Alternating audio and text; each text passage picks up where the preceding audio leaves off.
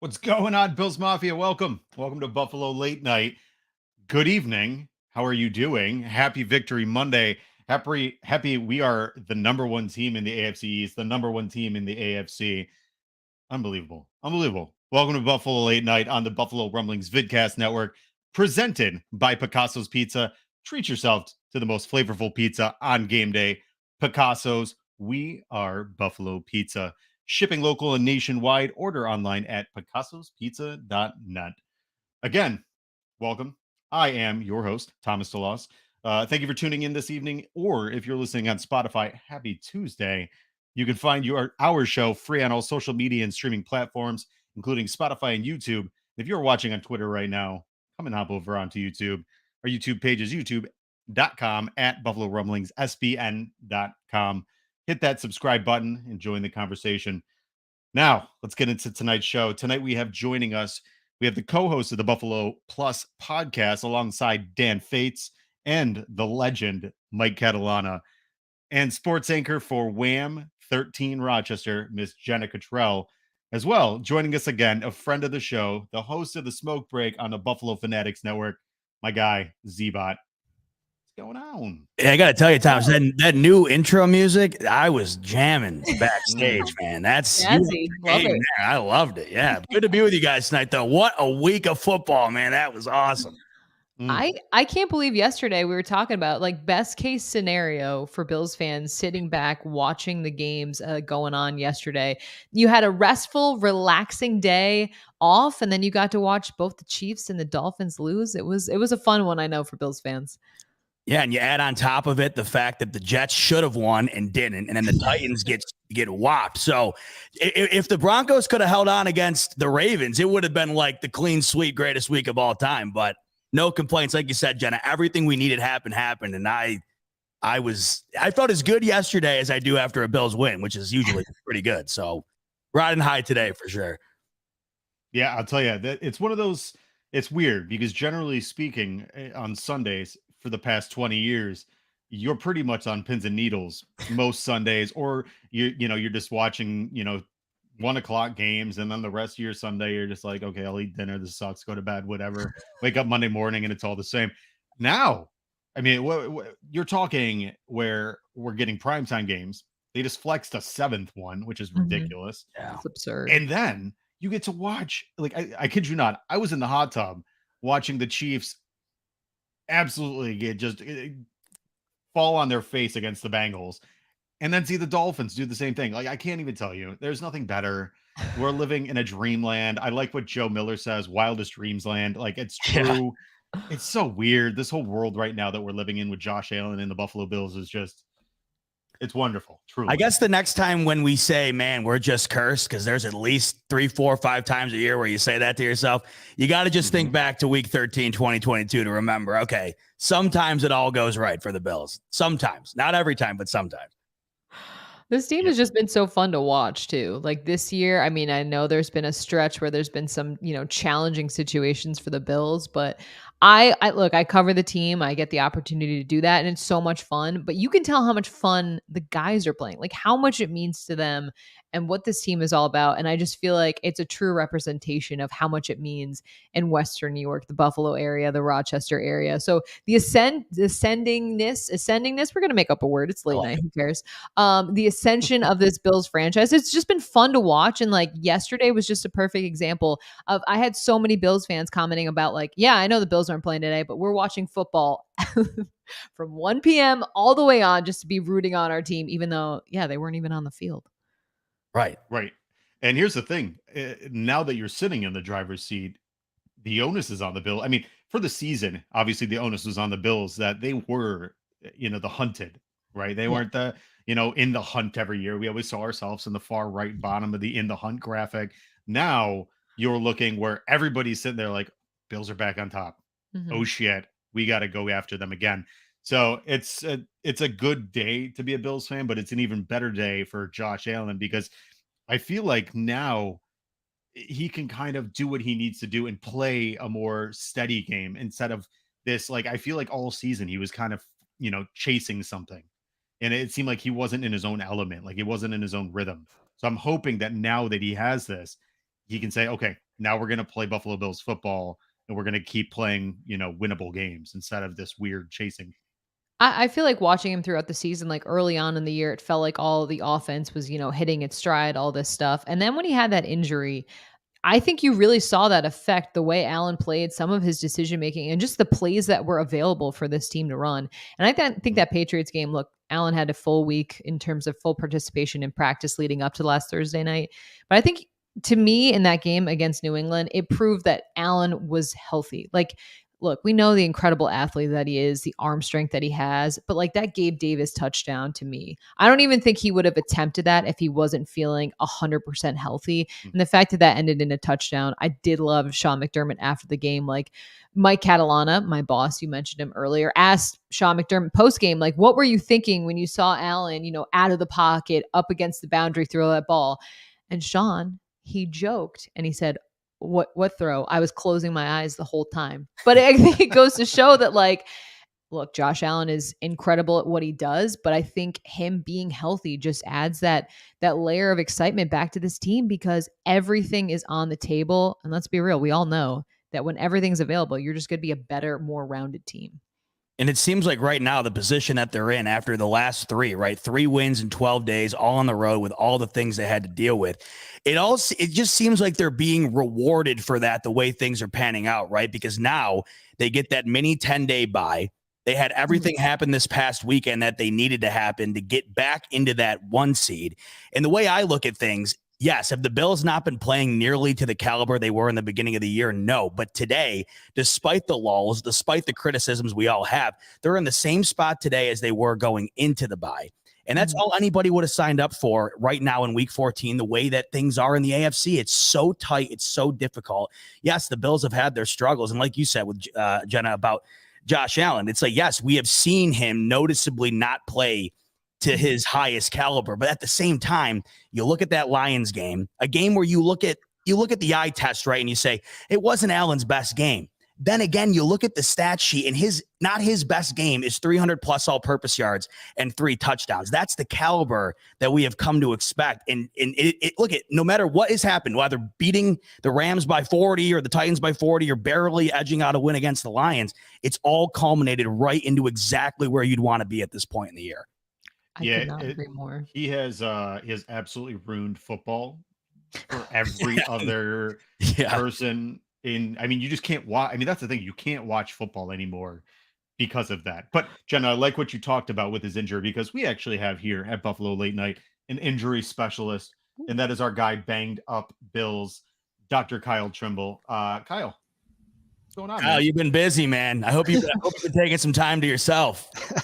I took a little bit this weekend, but yes, it's been a very busy season. And I had somebody reach out to me on Twitter and said, has this account ever been busier? And I did the Shannon Sharp no gif. It was just constant go. But it's good for business in a sense, but not good for the team, I guess. For sure.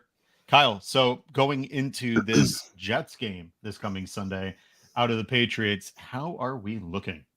Starting to look a little bit better. There's still some injuries coming out of the Patriots game. Tre'Davious White, he got a stinger. That's his 3rd stinger I've counted since he started back in 2017. He's had a history of neck and shoulder issues. I don't know that that's anything similar to like what we saw with Micah Hyde, but I'd like to try to highlight that stuff just in case there is something later on. But we won't ever know that stuff unless something were to happen later on. But he's had a history of them before, but we've seen other guys deal with stingers and they keep on playing, no problem there. We saw Sam Martin get run into, and he seemed like he's fine. He wasn't mentioned today at the post-game press conference today at 4:00. Dawson Knox dealt with a toe injury, which couldn't really see what happened. David Questenberry was dealing with his left ankle injury going back to the Lions game. So he suffered it late in Lions game on a field goal. And then he seemed to injure it again early on in the game against Patriots, got taped up. And then on the same play that Dawson Knox got injured, he went down again. So he just gutted it out. And it's kind of concerning when an injured David Questenberry is still better than a healthy Bobby Hart. So just put that into context for you. And then the other one I noted was Jordan Phillips. He suffered a right shoulder injury while trying to chase down Mac Jones in the pocket. It was like 2 minutes left in the 4th quarter. I understand you're trying to hustle on every play, but he fell down and he injured his shoulder. He's sitting in the sling after the game, but he had told Jay Skursky that he was fine. There's obviously concern for either AC joint sprain or some type of shoulder instability, whether that's like a subluxation, which is partial dislocation of the shoulder. We don't know, but there was said that he's improving. So whatever that means in Rick Dermott speak. So we'll see how that goes. I could see him coming back for the brace this Sunday if he does play, which we'll see what happens. But that's pretty much it for the in-game injuries. And then we had Von Miller go to the injury reserve, which was certainly a possibility with everything up in the air after that Lions game. And then we see Jamison Crowder starting to kind of ramp back up from what Joe Biscaglia, the Athletic, had said. He talked about that was a clean fracture in his fibula, and he's going to be start running in the next few weeks. Wow. Any update on Dion Dawkins? Haven't seen anything specific. They did say he was in that group of players that they said that was improving. The benefit from him is by video, it looked like he suffered a high ankle sprain against the Lions late in the first half, and he was jumping up and down the sidelines, looked to be okay. I did see some Instagram stuff where he was getting some treatment, but you couldn't really see what was happening. You just happened to see the trainer and then his foot and whatnot. But the benefit, if he could play on Sunday, is that it's his right ankle that's injured. He plays left tackle. So that's more of his pivot foot, which he doesn't need to rely on the ankle, that side as much when you're talking about moving around, where the left side is his pass protection. So he's not having to shuffle and stress the ankle as much. So could he come back and play? Hypothetically, yes. It's just how healthy the ankle is. But I would think an 80% Dion Dawkins might still be better than a 60% David Questenberry or even 100% Bobby Hart. Yeah. I tend to agree with that. After last week, I'd have to agree with it. I would certainly fair. And the last one you had mentioned, Jamison Crowder. What is the actual legitimacy that he could potentially come back at some point in the season? It would have to require a really effective, perfect rehab. When I said this when he injured the ankle back in week 4 against the Ravens, he suffered on punt return. They said that he suffered a fractured fibula, which is that outside bone in your ankle there, that lateral malleolus. And so there's a pretty clean break. And Joe's article, he did say that there was some ligament, not damage, but some of the ligaments in there were affected, is how it was said. So the average time for that to happen or for them to return is somewhere around 4 or 5 months there. Literature shows that, but I'm thinking everything has to go perfect. You have to make sure that ankle's not getting angry as you're starting to try to resume land-based activities such as running, jumping, whatnot. I like that they're trying to get him up and going again, which I think is the right approach because, hey, maybe a 75% Jamison Crowder is going to be at least available to play and do something if you suddenly have more injuries to wide receiver room. So, hey, get him out there, be ready just in case that does happen. But I'm real curious to see how this happens over the next few weeks, if he can really ramp it up without having any swelling, any pain associated with that. So it's not going to come down to how good the surgeon was. It's going to come down to just how well his ankle is responding to all that pounding, jumping, cutting, everything associated with that. And we're seeing that with even Micah Hyde too. He's starting to ramp back up, and he's talked with Joe as well about the possibility of wanting to come back, but comes back to the doctor. So I like the Bills' approach that they're getting guys rehabbing, get them out there, being part of the team, but we'll wait to see what happens if they can actually get out there and play. If I'm going to pick one guy versus the other, I'm picking Crowder 10 out of 10 times versus Hyde coming back, but we've seen the team do some pretty weird things, and the playoffs, anything could happen. I mean, the only window that Micah Hyde could potentially come back, it's got to be what? Super Bowl or AFC Championship? I mean, that's got to be a huge stretch. Yeah, it is. It is. And I said that from the get-go. It's been a really aggressive approach, which would be counterintuitive from what they've done historically with, your Tre'Davious White and Ike Bacher and all those other guys there. So with what we assume would happen was he had likely had an anterior cervical discectomy with fusion, which is basically where they pull out the disc and then fuse the vertebrae together. I'm glad you explained that, because that was I had no idea what you said. That's why you have me on. So usually what happens, the fusion in the bone area takes between 3 to 6 months to happen. So, it's possible, but then you're hoping that everything fuses together, the bone heals together, and then you're hoping that he has full range of motion, no pain, he can do all the activities, and the doctors are okay with that. So there's a lot of variables to make that happen. And I know he had surgery with Dr. Robert Watkins out in Los Angeles, who's one of like the guys that comes with the cervical spine, lumbar spine, things like that there. I don't know what his approach is, if he's super conservative or super aggressive with that stuff. I want to bet somewhere in the middle, but I'd have to go back and look and try to find if there's any historical precedent saying, hey, a guy's come back for playoffs, can he go out there and play? Considering it's a neck, I wouldn't risk it, try to push it, but Super Bowl window, veteran guy, there's so many variables that if you could, go for it. But once again, perfect rehab and everybody has to be on board. It's like trying to, so I think of a good analogy, thread the needle. It'll be really, really tough to do. Yeah, that makes sense. I feel like Bills fans should set the expectation that Micah Hyde will not be out there, just with everything that goes into recovering from neck surgery and all of that. If he happens to be out there, that's an added bonus, but do not think that he will be out there because, again, it is a pretty, like you talked about, it's an intense surgery, it's an intense rehab, and it takes a lot to heal your body from that. So expectations, he will not be out there. And then you can kind of plan accordingly depending on what happens. Yeah, I saw that story and I just said, nope, I'm not looking at that because I'm going to get my hopes up way too high. I mean, think that's the fair. addition of Damar Hamlin has made it a little easier for them to not necessarily have to rush that back too. Yeah. I mean, Micah wants to be out there and you see him at practice Mm-hmm. and all that stuff. Like you can tell, I mean, even with Trey, when he was out, rehabbing, and they all want to be out there. So they all are used to being out there. So they're like, yeah, I feel great. I feel good. But it takes a medical professional to be like, you know what, let's relax. Let's, give it some time because they want to be out there and not get injured, right? Like once again, as soon as they get back. So yeah.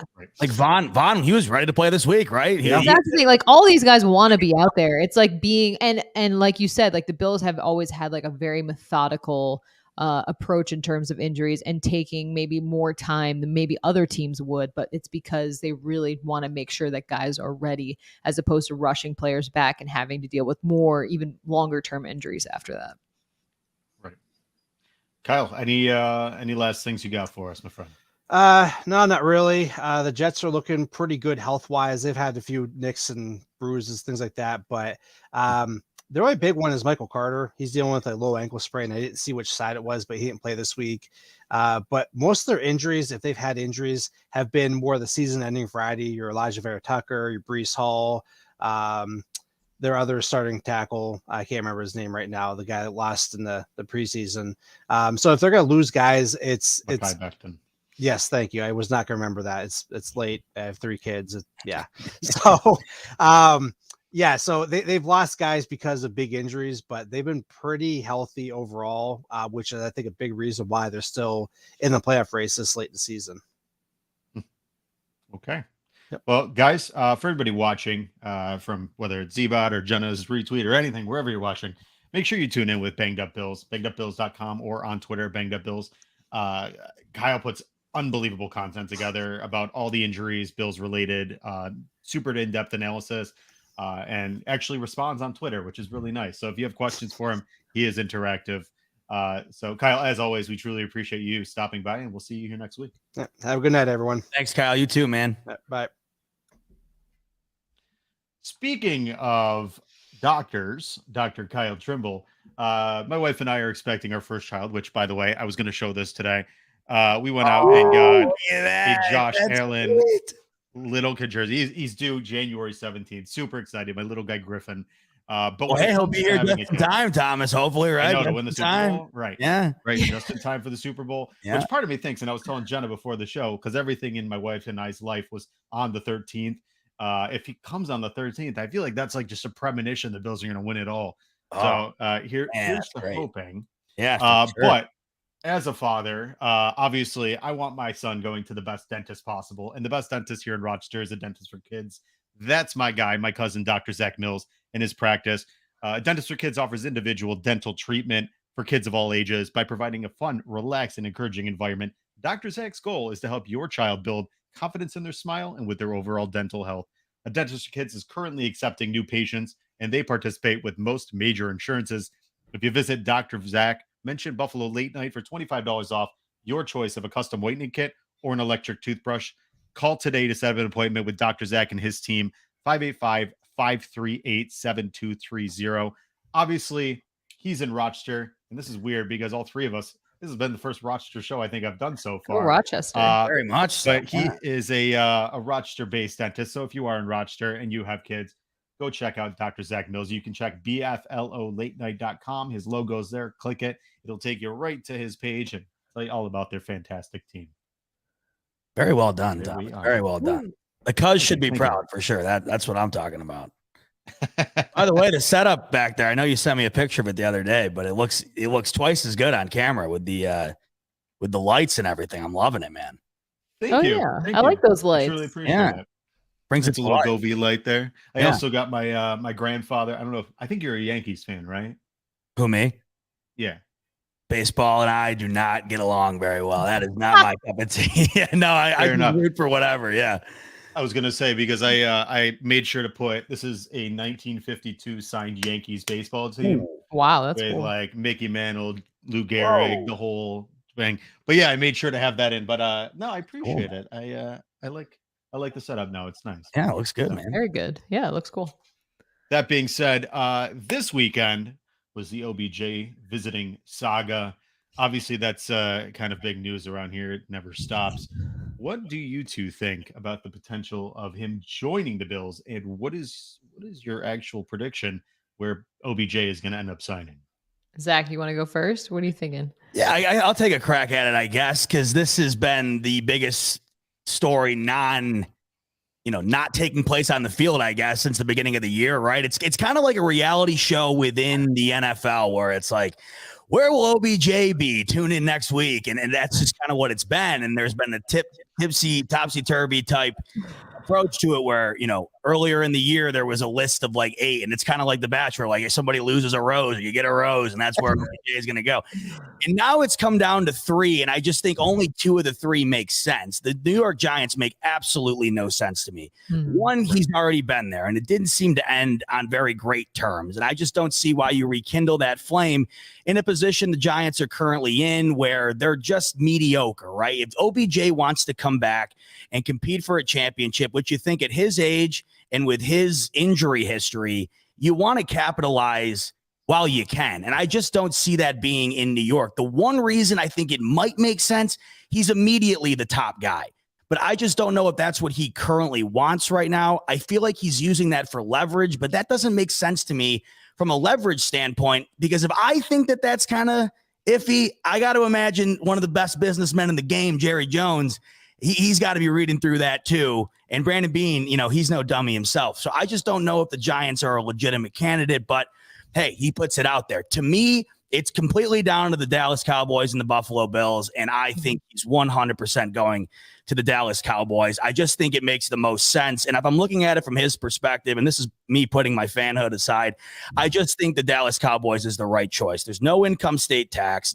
Jerry Jones knows full and well how to utilize not only OBJ's talent, but to utilize his brand. OBJ is a massive, massive brand. Man. And I think that Jerry Jones, with what he has done for the Cowboys and making them the most recognizable franchise amongst all sports in the entire world, essentially, OBJ is a guy that can come in and you put his face in front of that Dallas star, and it just seems to make way too much sense. Not only that, but the road to the Super Bowl in the NFC, in my opinion, it's a lot easier. This Dallas offense is absolutely humming right now, and not to mention the D they have on the other side of things. I think that him going there is a perfect fit. Now, Buffalo, it depends on what he wants to do, right? If he wants to play with the better quarterback, and I think if he wants to get involved in the offense in a bigger role, I think Buffalo is probably the choice, but it's a tougher road, and it's in Buffalo. And I think a lot of people, as much as I love Buffalo, and hey, I don't know if that's been as much of a problem lately, right? Because there was plenty of time, or not too long ago, a time where you would never get a top free agent to even consider coming here, especially in the middle of the winter. But those times have changed. But the way I see it, I think it's awfully close, and the benefits just seem to lean towards Dallas. But hey, I guess we'll find out who gets the final rose, in a couple days here or so? ZBot. There is some rumors coming out through Twitter, people speculating that he's going to sign with the Cowboys. So we'll see. Yeah. We shall see. ZBot, have you considered a career in TV? I majored in it, Jenna. I've been applying my entire. Coming for my job, man. Oh my God, Jenna! I don't know how you landed the job. It is not an easy road. I am jealous of your ability to break through because I have tried my best. It's just not easy. Zach, I'll be honest with you. She's got the looks more than either of us. I would say you're right. I haven't. I don't keep up on the shaving maintenance probably as well as Jenna and the rest of the crew does. But well, you got the voice and the takes for TV. I'll tell you that. I appreciate it. No, here's my thing. I totally see what you're saying, and I could absolutely see OBJ going to Dallas in terms of just the brand, what makes sense. Here's why I don't know if the Bills. Like, if I'm OBJ, I want a longer term deal. Like, I don't want to be a rental for just this season. So will Brandon Beane want to put up some considerable money to keep OBJ and have him in Buffalo for a couple years? I don't know if that really aligns with what the Bills want to do. He would absolutely be an asset for this team if he were to come to Buffalo for this season. If I'm OBJ, I'm thinking about it in terms of like coming off the injury.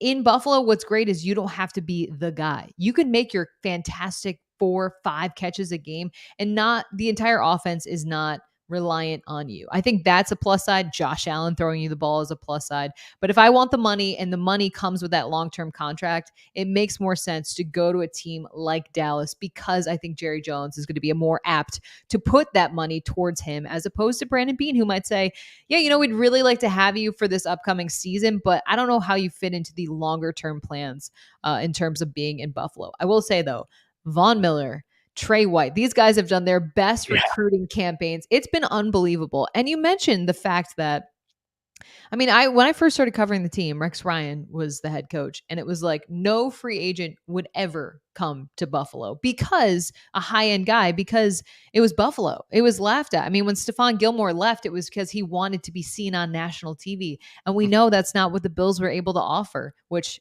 LOL. But going forward, though, that being said, like, I understand what this team is now. Having Von Miller, I know he's on IR currently, but having him in that Bills locker room, having Josh Allen be for a long time the NFL Twitter cover photo, Stefon Diggs, all these primetime games, it bodes well for the future and what players will come to Buffalo moving forward. I just don't know if right now OBJ is the fit in terms of off the field, in terms of that money portion, which obviously is something to consider when you have guys like Tremaine Edmonds who are coming up. Jordan Poyer obviously wants to get paid, and guys pay attention in that locker room to who you do pay.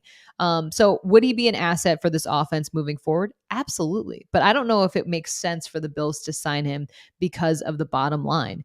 And something we'll have to wait and see. I saw Ian Rappaport was reporting that midweek, it looks like OBJ will make his decision. He was meeting with Dallas and he was going to talk things over with his family. And that's why I think the Giants is interesting in terms of, I think they could offer him the money and security longer term that he's looking for. So I kind of get why he did visit with the with the Giants. And obviously they have a whole new regime there. And they've played well. I obviously in the last couple of weeks have kind of faded, but it's going to be interesting. And the fact that the Bills are even down to the wire, I just hope he doesn't go to the Chiefs. Doesn't look like that's the case, but I just don't want to see that. And it doesn't look like it's panning out to that. So the time is winding down, though, and OBJ's got to make a decision, and I think he makes one soon. Now, here's the one thing I wonder. Does Brian Dable and Joe Shane, knowing that they don't want him going to an interdivision rival, talk up the Buffalo Bills and Brandon Beane and what they have to offer in Buffalo? Potentially. I honestly don't even think that he needs to. Like, the results kind of speak for them. And I'm not saying that he wouldn't do that because I think Brian Dable and Joe Shane had a great time in Buffalo and they are huge fans of everything. But you see how successful the Bills are and how Josh Allen is. And look, I've been covering this team now for 6 years and I've covered a lot of football, and I've not met anyone who does not love Josh Allen. And I'm not saying outwardly you're always going to get guys that, are huge supporters of their quarterback, but at the same point, that's pretty rare to have everyone on your team always be talking about how great of a guy you are, your talent level, what you bring, your leadership, all of those things. So I think their results have kind of spoken for themselves. But that being said, yeah, it's Brian Dable. I think, he's a smart guy. He doesn't want him going to the Cowboys. He doesn't want to have to see OBJ twice a year. So it makes sense. But the play of this team, I think, speaks so much about what can be offered. And if he's really serious about a championship, I mean, it's the Cowboys and it's the Bills. Right. Yeah. And if you look at what's going on right now, I mean, you have to think like Buffalo, the allure of Josh Allen, that's got to be something that Odell Beckham sits there and says, Yeah. where am I going to get my cheddar going forward? Because I mean, the one thing that I keep going back to, and I understand with Dallas, there's no, income tax, and it's Dallas. It's the biggest market that he's going to see out of the three of these. I mean, and I know New York's a big market, but Dallas in and of itself, when it comes to Yeah. football, The I mean, that brand of is the Cowboys. Yeah. I know. It just right. makes so much sense from that aspect, Right. And even tonight, I mean, he's over with Trayvon Diggs, Micah Mm. Parsons at the Dallas Mavericks game right now. I mean, the guy has that ability, but it just comes down to what he wants. Does he want I agree. a comfortable situation where he feels like family? Because if that's that, it's Buffalo. If he wants to rekindle this, potential loss situation from where he was drafted and he felt like he kind of got scorned, then it's the Giants. But if he wants it all to be that OBJ branding, bigger than life persona, he's going to Dallas. So I think it comes down to that. Now, the one thing I feel like is interesting is I know we talk about the contract and if Buffalo can offer it, I would, I always thought like, right now with the way things work, we didn't think that Von Miller was coming here. We didn't think that they'd offer a 6-year, $120 million contract Yeah. to Von Miller. Right. But it happened. And not to say that the, salary cap doesn't exist. It doesn't. It does. Who knows? Who cares? Yeah. But realistically, if they wanted him, there's voidable contract years. They can have Oh. escalator clauses. There is a multitude of ways that they can fit this guy in there. And my biggest thing, and I've said this many times, I know you got guys like Tremaine Edmonds and Ed Oliver and Jordan Poyer potentially. I'm fairly confident that them signing Odell Beckham and winning a Super Bowl outweighs anything of these guys potentially. Like they'll find a way to get these guys paid. But if they win a Super Bowl now, the layover from a Super Bowl will be more than enough for all these guys to find a way to fit themselves under the salary cap afterwards. I definitely hear you. I think that, Matt Milano wanted to come back to Buffalo and, this is obviously a couple years ago, but he's like, I'm willing to take a little bit of a discount, but I don't know if that's for everyone. You know what I mean? Like, I don't know if every guy is going to be willing to be like, yeah, I'll, take the hit on my checkbook, and that there's nothing right or wrong with that. That's just a personal preference. Some of these guys can get paid other places. And I feel like we've seen guys that, they did their thing and they either the Bills or maybe the Bills have also shown that they weren't as invested as maybe we thought they were. But look, they have the money. They can make it work. They always can. But I don't know if they're willing to make it work. We'll put it that way. I also wonder too, and I don't think enough people are talking about this, but I also wonder what Odell brings to the team once he is actually on the team. I mean, he is now coming off 2 major injuries, and the last time he was out there, it was a horrific one. And it's not like he's getting any younger. And I just think that everybody's talking, and this to me is why the Cowboys also make so much sense. The reason this conversation's happening right now as extensively as it is the allure of what OBJ is, not necessarily what he actually is. No, it's the allure of what OBJ was. Exactly right. Do we know what he is? I don't know if we've ever known, Jenna. You know what? I often say this about him, and it's not to discredit him because, of course, he's an incredible athlete and a great wide receiver when he was in his prime. But I've always wondered this. If you take away the catch, what is Odell Beckham Jr.'s legacy, and what are we viewing him as? I've always wondered if that ball was just a foot higher, if Odell would have been considered what he has been. Because when you look back on it, sometimes I think that we completely predicate his play on what that catch made him be in sort of the pop culture within sports. He became an icon after that. And I just wonder sometimes, it's amazing how one thing, can just flip a dial. But with that, aside, people do not seem to harp in on the fact that when he does get to whatever team he gets to, there's no guarantee he's adding to that team the way people think he might. Yeah, I agree. That's why in terms of that, like, it does make sense from Buffalo because he doesn't have to be the guy. You're right. You know what I mean? Like he can be obviously Diggs is the one. I mean, no questions asked. And then Gabriel Davis, I feel like he has been battling, injuries this season, but like OBJ can make some good, solid catches throughout the game, but he doesn't have to weigh all of these on that feed. Sorry. I was reading a comment, but he doesn't have to be, he can kind of work his way back from an injury and it doesn't have all the pressure that comes with being the guy in terms of that. But I mean, there's so many variables that go into this. That's always what's so fascinating about, and you bring up a good point. Like, what is this like iteration of OBJ?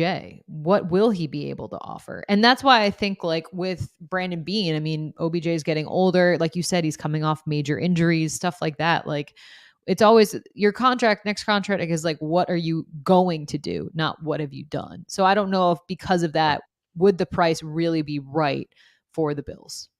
But we've seen him get it. And that's where the Von Miller move to me, it changed so much about the perspective of the managerial aspects of the Bills, because that to me was just out of the realm at that time. I felt like of Brandon Beane. And like you had said earlier, Jenna, when you talk about the face of these Bills and you have all these superstars and stuff, the Von Miller move, no matter how it pans out, and, up until now, before he was injured, I mean, it's panned out quite well. And I think even well beyond, and you're tapped into, Jenna, you see it on a daily basis, but what he brings to everybody around him, I think is more valuable than what he brings to the field. But the fact that, he was willing to go there, and we've all seen the footage by now of him on the phone with his father and that whole thing. Yeah. I think that even to round it out here about the OBJ thing, whether he goes there or not, I think we should love the fact that even though he might not go there and the way things are looking, it does seem to be edging towards Dallas. Just the fact that the Bills are at where they're at right now, where they're coming down with the wire here. I just think that above everything is the coolest thing. And when I was a kid, when Terrell Owens got off the plane, that was like the epitome of my fandom. And what was that, right? He was just going for one last, farewell tour. And now we got Von Miller, OBJs in consideration. And I think this will be the case. Yeah. Josh Allen hangs it up.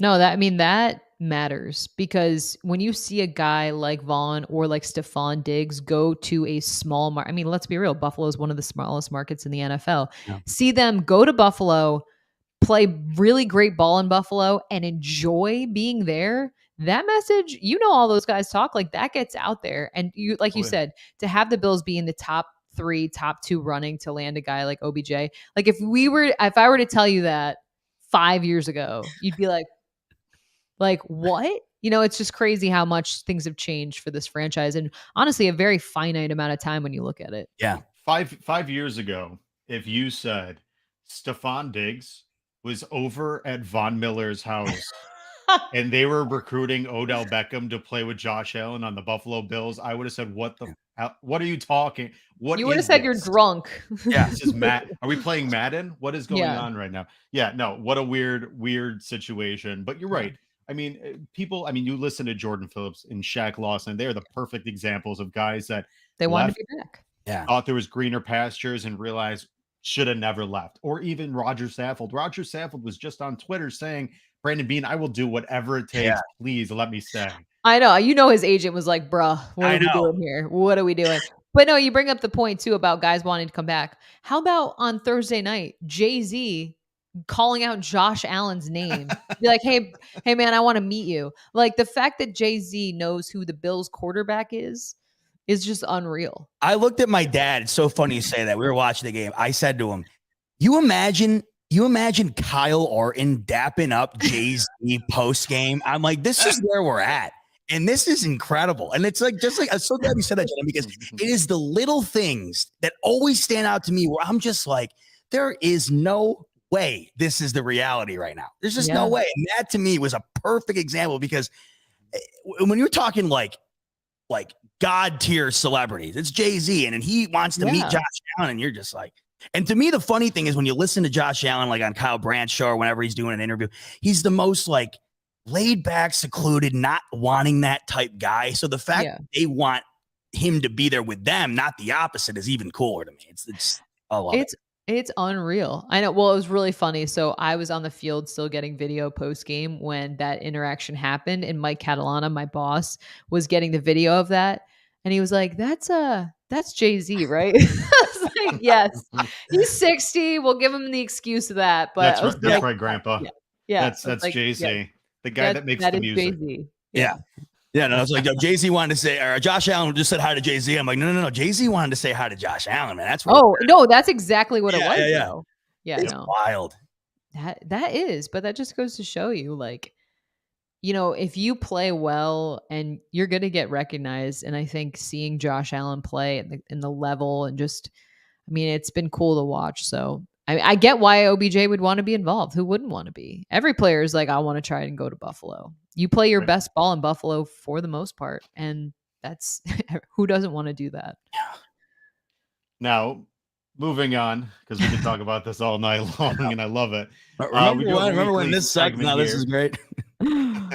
We do have a weekly segment here at Buffalo Late Night. Ian, go ahead and kick that off. Damn!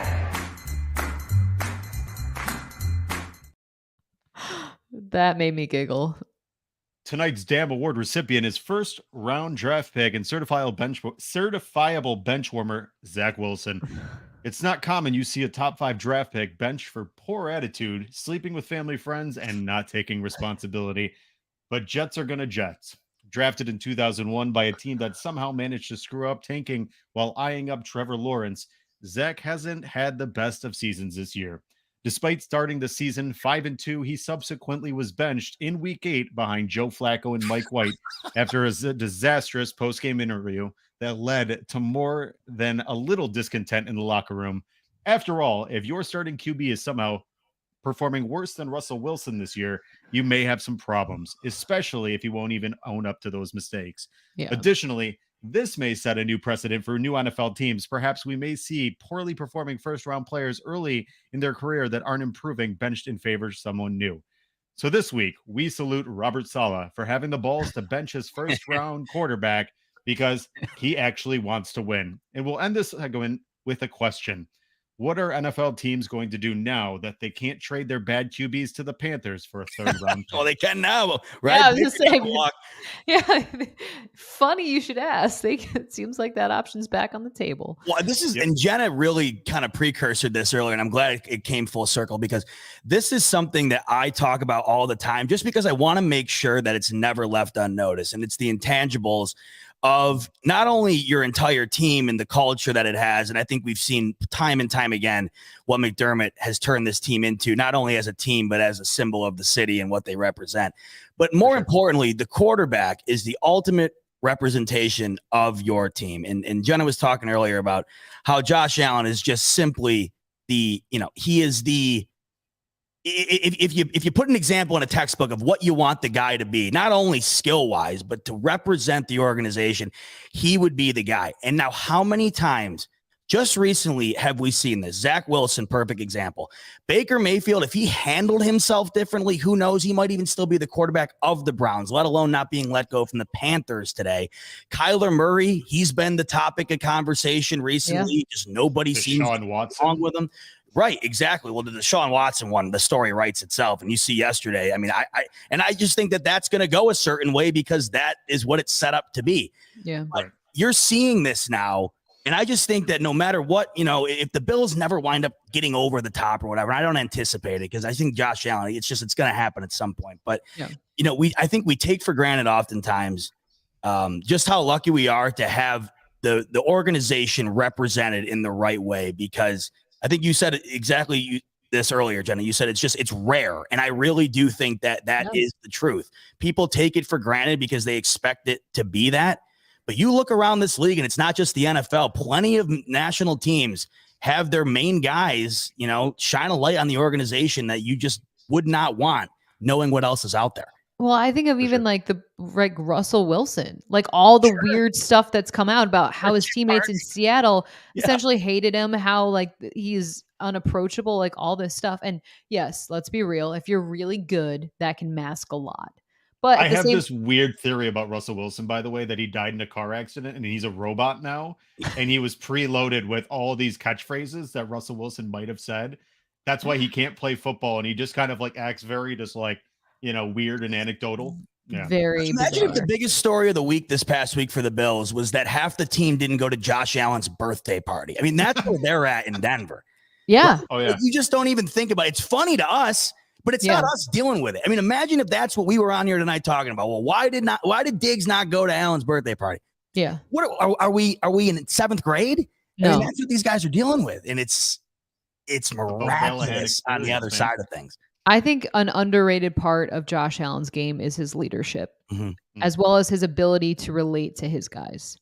Because that is something that while he is the superstar first round draft pick, face of the NFL MVP type of candidate, he also is grabbing beers with his teammates and really good friends with the backup offensive lineman. Like Josh Allen to me is almost like an offensive lineman, and like the way he like carries himself and like is bros with everyone. Like, he is a superstar, but he's that down to earth, which is a very rare combo considering how much money he makes, how good he is, the expectations on him, like all of those things. So yeah, I think it's an underrated part of just like his ability to kind of, the Bills had a tough stretch just now, 3 games, 12 days, all of them away. Allen was hurt. It was a distraction of short weeks and Thanksgiving and the snow globe situation, like all of that. And to have the team, and Sean McDermott is a huge piece of this as well as the other captains of the team. But it would have been very easy for the Bills to drop one of those games or multiple of those games and just be like, yeah, there's a lot of circumstances going on. But I think Allen does a great job of setting the example. And here's the thing too. Like, I think of Super Bowl 50, Cam Newton making a business decision. Like, Josh Allen, he balls out. He puts his body on the line, and he's going to do that every single play if he has to lead this team to a win. It's just different. On display right now. I mean, with the shoulder, he's still not letting back at all. I mean, sometimes you watch it, and I mean, he was getting nailed the other night, and you're really praying to God that he kind of does let up. Yeah. But it's to your point right there, Jenna, where it's just you're going to get the good and the bad with it, right? Because that is who he is all the way through. Is that going to result in some errant stuff? Like the perfect example, right, is the touchdown the other night to Davis. Yep. He's had a couple of picks like that this year. Then again, the reason you got to swallow those picks, even though they're frustrating, is because you're also going to get that right there. Yeah. It's a two-way street when you got a freak like that doing the stuff that he does. I will say, recency bias, it's a lot more easy to take those touchdowns when you see them, but I get it. I mean, because of his ability, he can, every throw essentially is in play. Like every opportunity he wants to, throw the touchdown. And could it result in a pick? Yes. And we've seen those results as of, that last little stretch. But yeah, I mean, he's a gamer. And that's what makes him so polarizing, is the fact that you get those unbelievable plays, which I think, like Zach said, you have to kind of just realize that sometimes you're going to have those plays. You're like, what in the world is Josh doing? But then you're like, okay, hold on. Because even though we're down by 20 points, he can still lead you back with 6 minutes left to go in the game. Aside from that, though, I think the cool part is, and, I think I want to say it was Joe Miller. He had Josh Allen's father on his show.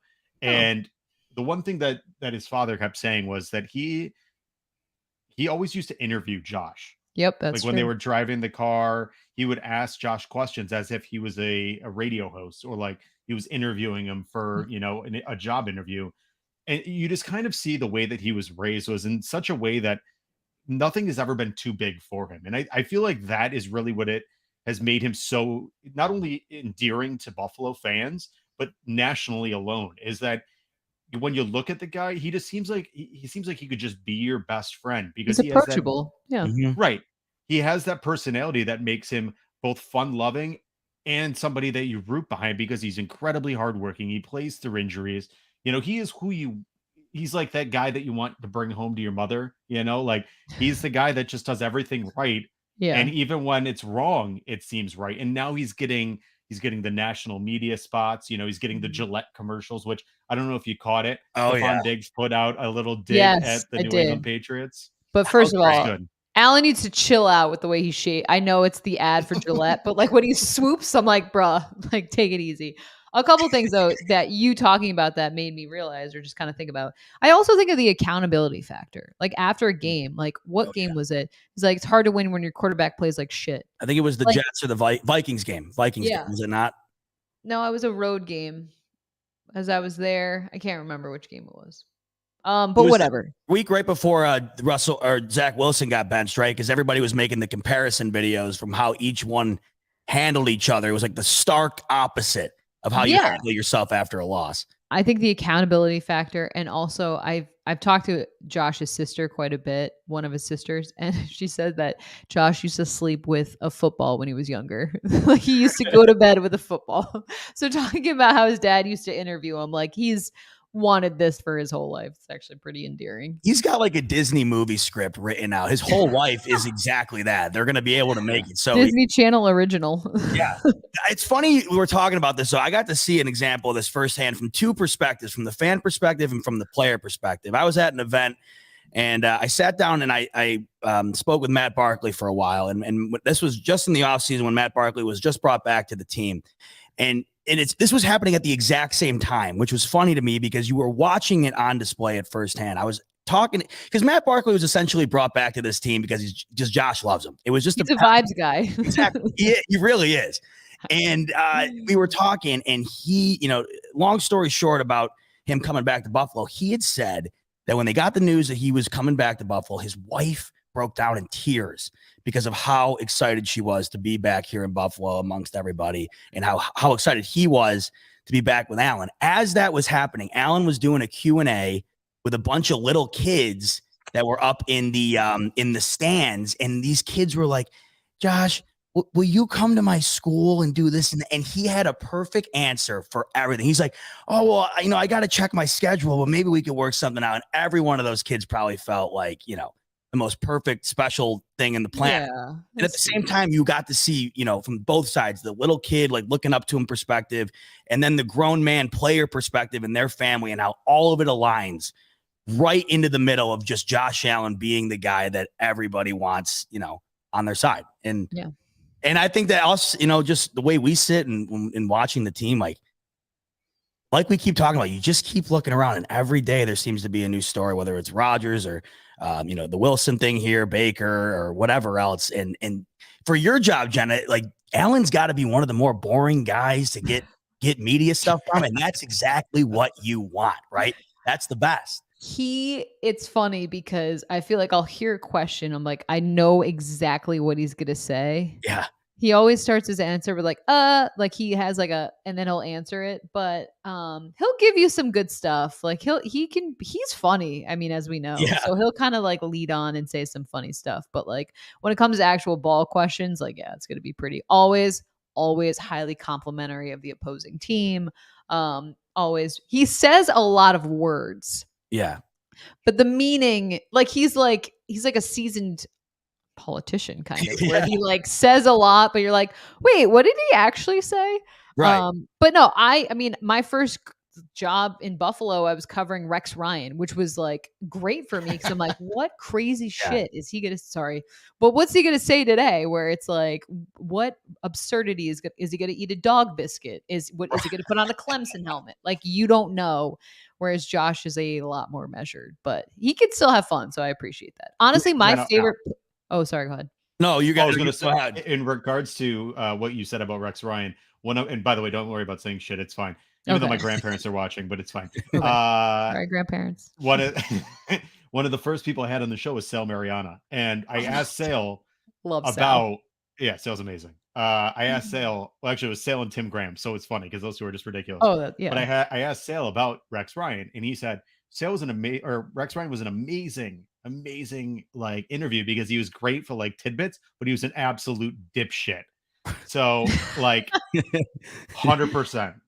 The antics were constant, which was fun because you're like, what crazy shit's gonna happen? But at the same point, in terms of football, it was like, okay, yeah, like you want someone. Right. It's funny because I feel like the pendulum swung so much from Rex Ryan to Sean McDermott, but McDermott has been and proves to be a very disciplined, methodical, in control, serious type of guy.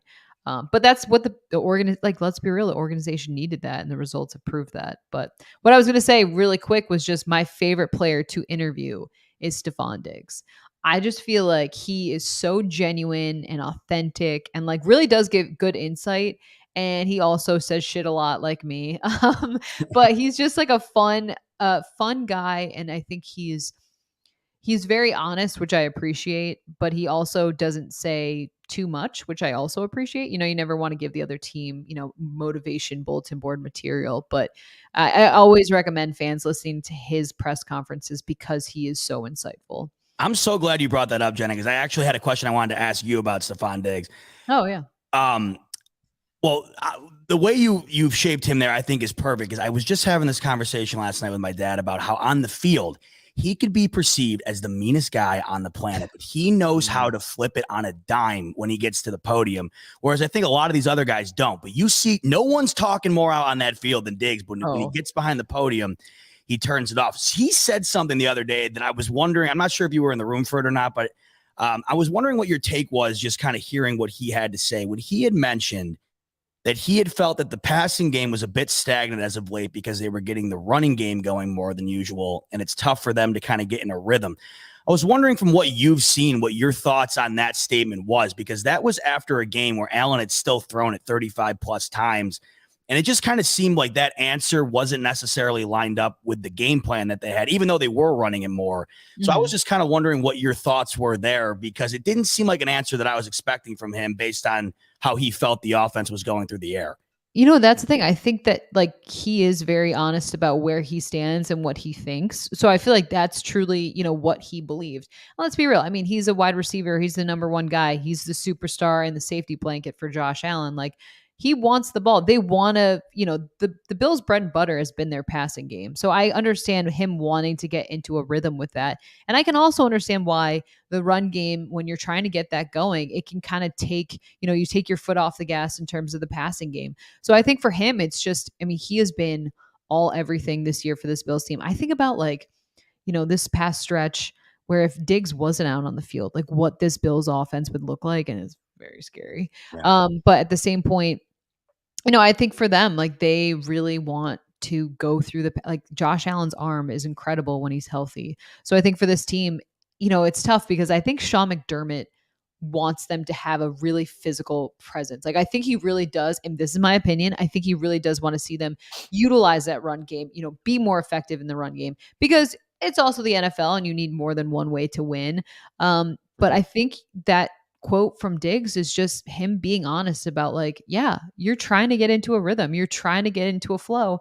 And sometimes it's challenging when you're trying to set up the run game. But that's also a piece of why this team is becoming more successful, is because they've started getting a run game going. And I don't think, no one thinks that they're going to become a run heavy team, but I've been pleased to see them be more effective in the run game. I mean, they ran it more than they passed it on Thursday night. Yeah. And I think you're getting into the part of the season where you need to show that you can run the ball, because you need that to be a threat, because that changes how defenses will play you. So, but I get it from his point of view, where he's like, yeah, I want the ball more. I want to get into that rhythm. And sometimes that's hard when you're running as much as you are. Sure. Which is crazy considering statistically he is pacing to have by far and large his best season as a pro. Right. He's already had over 1,000 yards. He's flirting with 100 catches already this season. Next game he's going to pass 1,300 yards. He's already over 10 touchdowns. It's insane. asinine. I mean, and that's being on the field for the games, you see how physical, and I think Diggs has such incredible body control. I mean, watching him run routes is fascinating. Just his fluidity, the footwork, just how seamless and he makes everything look, and he does a great job of avoiding those big hits. But at the same point, the physicality of the game, he's getting crushed in some of these hits. I think of that touchdown that got called back, and that just that type of catch. And I'm like, damn, first of all, I feel bad for whoever had to tell him it wasn't a touchdown, because that sucks. But then also just what he's been to this team has been really fun. Post game, Josh Allen walking out in a Stefon Diggs jersey. I think he's just been that guy for this team. But I always appreciate interviewing him because he keeps it 100, and I appreciate that. Yeah, for sure. Finally, what we'll touch on is, and I love these elongated topics because you guys bring some great content. That's why I brought you on.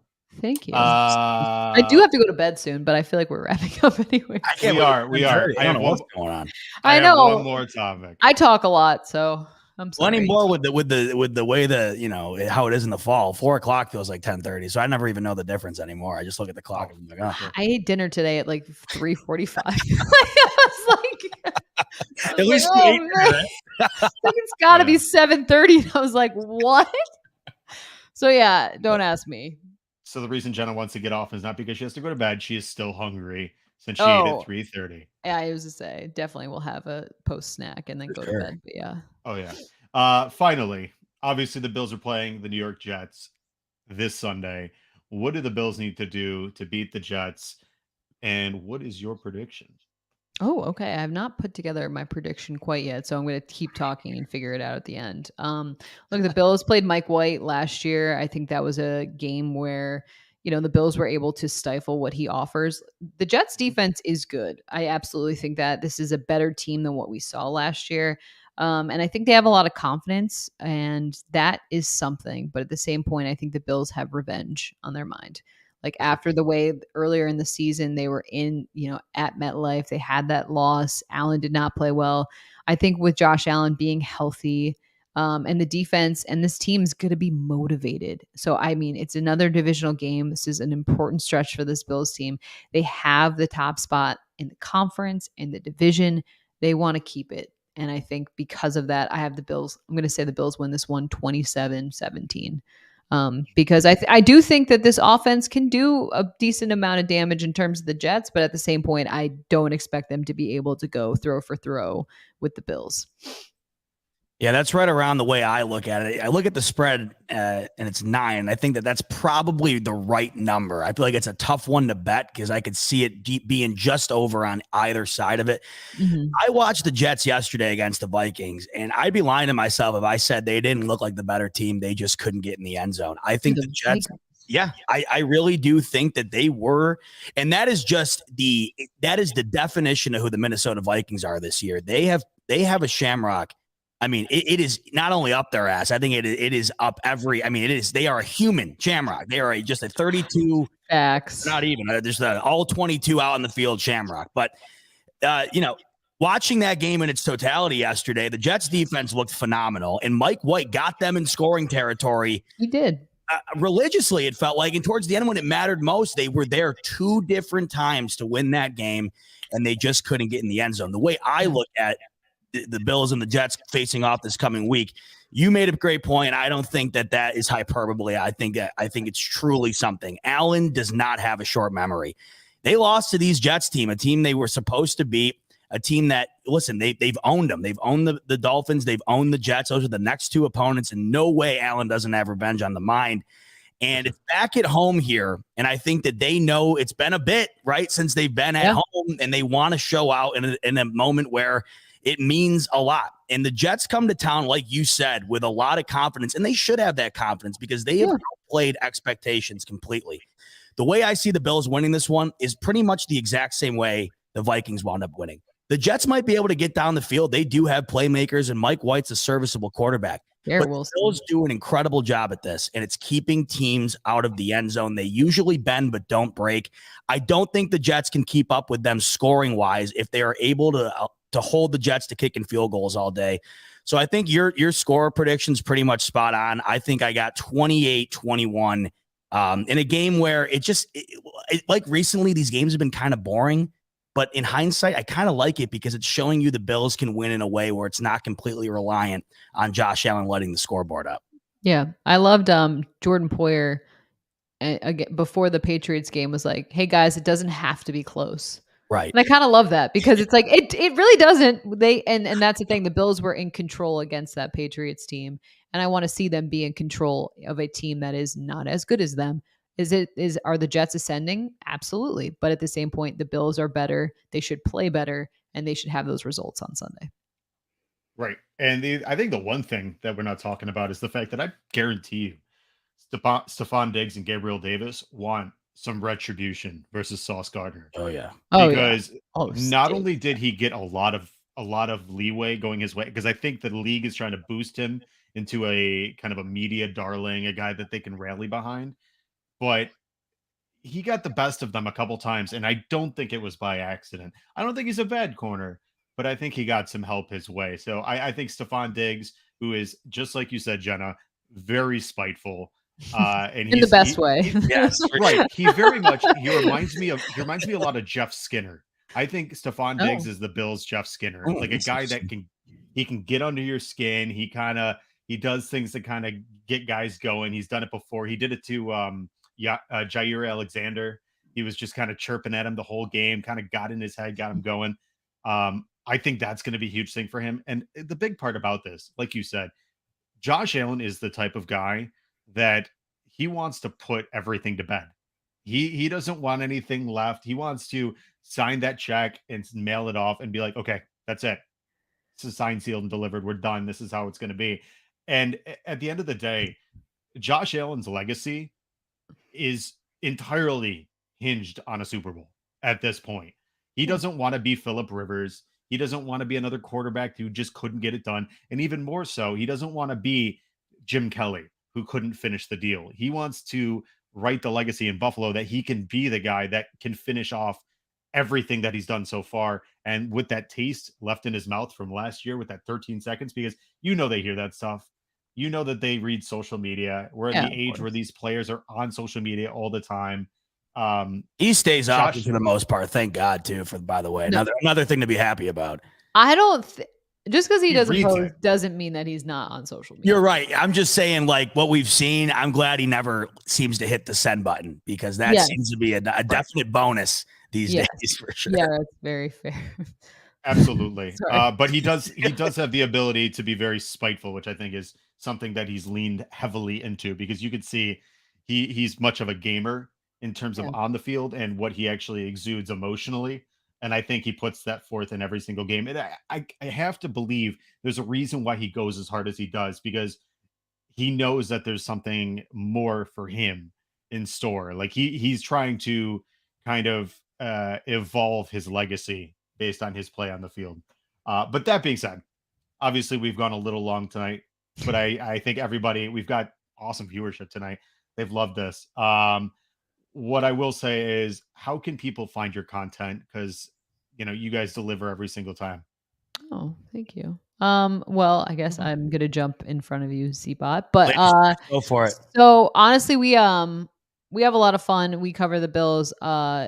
If you check out the Buffalo Plus YouTube channel, we have a whole channel.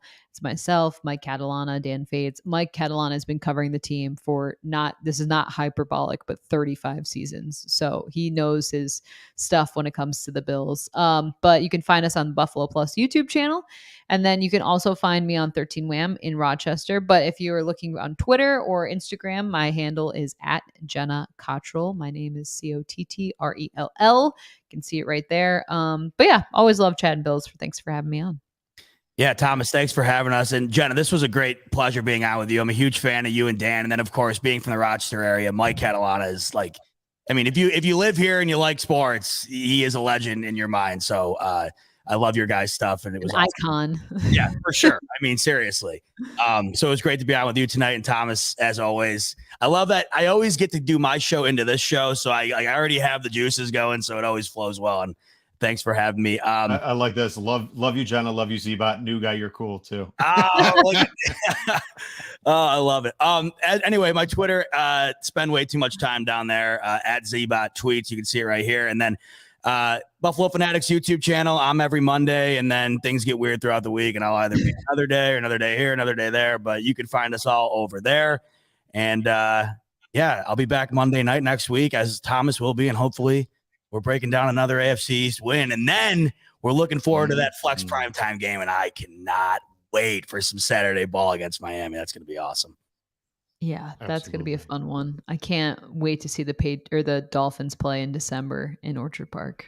All I know is everyone since that loss, because the way it went down on Twitter between fan bases, everyone counting down, especially. And I hope that dude who told everybody to take a flight home or whatever, I think you guys know what I'm talking about. I hope he makes his way to Orchard Park in a couple of weeks, because he said he would. Yeah. And I'm telling you, we need to deliver that night. I for pride's sake, that game, I've had that circled since that day, because oh my God, I've never come this close to leaving like social media for good until that. And I went through the playoff simulator earlier, and there was a scenario that choked out the Dolphins at 1, just me messing around. And I said, look, I will eliminate my presence from the internet forever if that happens. I will not be around for that. Oh my gosh. No, the Bills, I think that's going to be, they were joking that since the sun was so hot in terms of the Bills sideline in that Miami game, that they're going to intentionally break the heaters on the sidelines for the Dolphins so they can get a little taste of the home field advantage. Yeah, the meme of the Sun 1-0, Bills 0-1. I mean, there was plenty of that. Pretty funny. It was. I got to tell you, it was good. It was. As someone who's been on that sideline, it is so hot. It is unbelievably hot. Yeah, like it is. I don't think they should be able to play games at 1 p.m. there. You're probably. I don't understand how it's not an OSHA thing. To be honest with you, like I understand like there's certain levels of football, but like the humanity behind it of having guys like almost dying on the sidelines seems a little beyond the level of seems like, a bit much. normal. No, yeah. I mean, you're so right though. Think back to that game. Have you seen another game all year where guys were just dropping like that every series? They had 34 at one point. It was insane. 34 available players. No, insane. That's ridiculous. Sean McDermott was going to head out there. I know. I'll tell you what. I'd like to see it. I don't think it'd be that bad. Honestly, he sems to be in phenomenal shape. I don't know how that he's man in better shape than most of us. So let's. For sure. Oh my God, you kidding me? He would. I don't even want to know. I'd be done for. Oh, he could take all three of us at the same time. That's what I like about him the most too. It's just he's got that aura about him. Like imagine, I like Mike McDaniel. Don't get me wrong. I think he's funny, but imagine getting yelled at by McDermott or getting yelled at by Mike McDaniel. I just don't think it compares. I mean, that's the aura. Yeah, no. Sean I feel like it'd be like my dad yelling at me. I'd be like, I'm I'm so sorry, sir. Yeah, you got it. I'll do better next time. Yeah, no. That's fun. Well, thanks for having me on. Yeah, seriously. Absolutely. We truly appreciate you two coming on. And obviously for everybody watching, truly appreciate you stopping by Buffalo Late Night as part of the Buffalo Rumblings Vidcast Network, sponsored not only by a day to remember. Wow, that was good. A dentist for kids. Wow. A dentist for kids. Maybe I'll get them. A dentist for kids and Picasso's Pizza. You can check out all of our content at bflolatenight.com. We've had a lot of great guests in the past. ZBot's been on a couple times. We've done some fun stuff. And ZBot, I agree, having you on right after your show. It's great to kind of keep that flame of burning. Only after the wins, though, Thomas. You know my rules. That's the only time I ever have this energy. If it's a loss, tough sledding, that's for sure. Absolutely. But obviously, we truly, truly appreciate all you guys and everybody stopping in tonight to watch the show. Again, as I said, you can check out all of our content at bflolatenight.com. I am Thomas DeLoss. You can find me at the Thomas DeLoss. Go hit me with a follow. Would love to interact with all of you guys. Again, appreciate Jenna Cottrell, ZBot for stopping in tonight. My brother Ian behind us, making sure everything is finely tuned as always. But we'll start this just like we always finish it. Go Bills. Go Bills. The Bills make me wanna.